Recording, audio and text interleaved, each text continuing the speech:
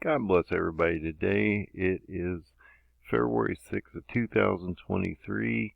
I just wanted to do a quick update. There has been a number of events that happened, especially overnight, that need to be aware of. Turkey and Syria and the surrounding area have been hit by two extremely large magnitude earthquakes.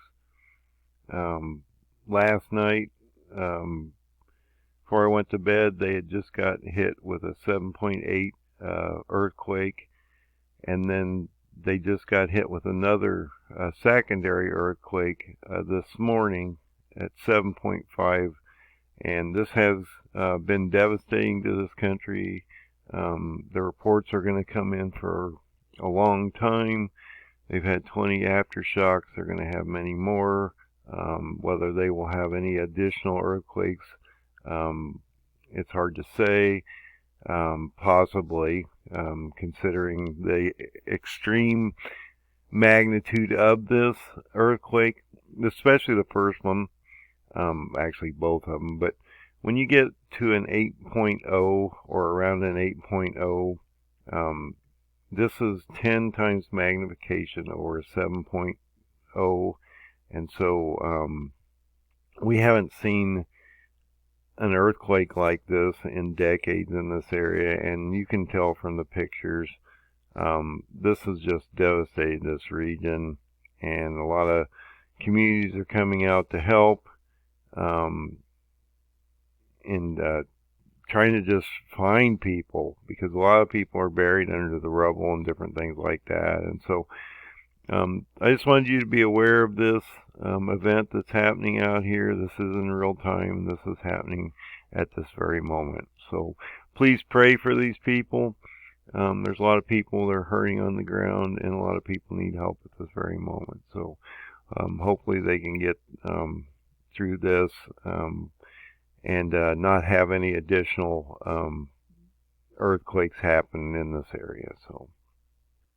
So if we go back to the Israeli-Iranian conflict, Israel has identified over 3,000 targets inside Iran that would be critical to striking their military infrastructure. And so Israel already knows which targets they believe are important in Iran to neutralize this potential nuclear threat over time. So Israel's done another crackdown in what they call Jericho City. This is in the West Bank.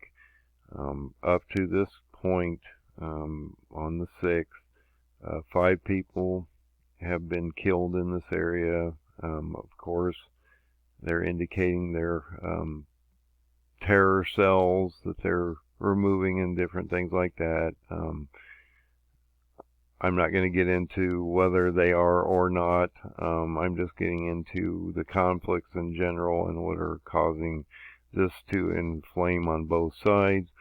I'm trying to be somewhat neutral on that aspect of this, but we know what biblical prophecy indicates, and it indicates that Iran and Israel are going to get into this, and you need to watch Turkey in the background, because they are going to come into this picture fairly soon. And on the 5th, due to these attacks in Jericho City, Hamas has declared 3 days of rage over these interventions into these areas. And so I'm expecting to see, I've been expecting to see Hamas do something for a while. I'm actually surprised that we haven't really seen Hamas do anything. They've been talking about this for a while. They're probably as prepared to do something at this moment than they have in a long time, because they've been ramping up and getting ready for months.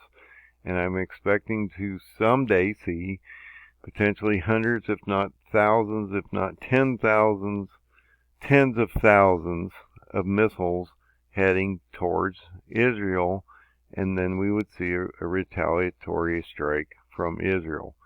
And like I say, Turkey isn't getting its answers at once from NATO. It's talking about letting Finland in, but not Sweden now, and different things like that. And so I keep watching Turkey and whether they're going to stay in NATO. And they are going to do a land invasion in the near future. Turkey's indicated this for some time. He just hasn't indicated that he's ready to do that yet. But I do believe the forces are in place, and he will start this campaign fairly soon. Now, in my paradigm, I've indicated that the 2300 days, mornings and nights, that Daniel was talking about would end, I believe, on the Feast of Tabernacles on October 17th of 2027. Now, I indicate this because I use Psalm 90:10, and that is talking about the 80th or 80th year of the nation of Israel as a nation itself, and that was founded May 14th of 1948. And so if you take that 80 years forward, the strong generation would end on May 14th of 2028. And that's what I said. That's that last generational tick here. I've always said that because the Jews believe that when Jesus was here, he fulfilled the spring feast. That when he comes back, he would fulfill the fall feast. And so I always look at the fall feast of 27, because that would be the last feast set of fall feasts before the last generation. And so I think that's extremely important.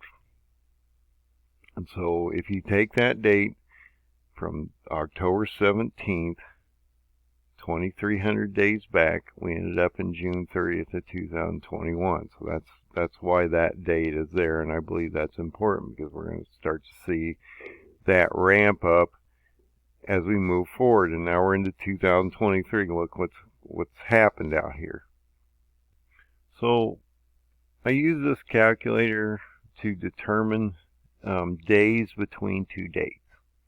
And so what I'm looking at is this. If you go to the calendar and you look at the way I have this set up, in my personal opinion, based on what I've studied, everything that I've been teaching you, I believe that we will see the seventh trumpet occur on October 2nd of 2027. That would bring the Lord back. That would be the same day as the rapture. It's on a Sabbitical Saturday.